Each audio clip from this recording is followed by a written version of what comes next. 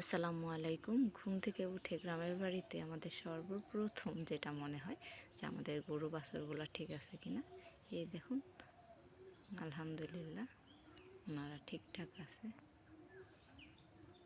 ওনার বাবুটাও ঘুমাইতেছে, যাক ভালো।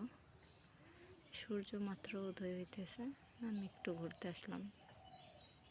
আমাদের বাড়ির সামনে সবজি ক্ষেত, ডাঁটা শাক, যেমন গ্রামের ভাষায় এটাকে দাঁড়াও বলে থাকে অনেকে। মাশাআল্লাহ অনেক সুন্দর হয়েছে। দেখেন একটা দোয়েল পাখি ঘুম থেকে উঠেই পাখির ডাকটা আমার খুবই ভালো লাগে। এই গাঁদা ফুল পাশে, গাঁদা ফুল আমার একটা পছন্দের ফুলের মধ্যে একটা। মাশাআল্লাহ অনেক সুন্দর।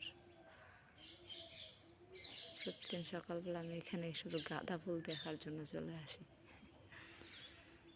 পাশে আমাদের ছাগলের ঘর, ছাগল আছে কিছু, ঘুমাচ্ছে মনে হয়।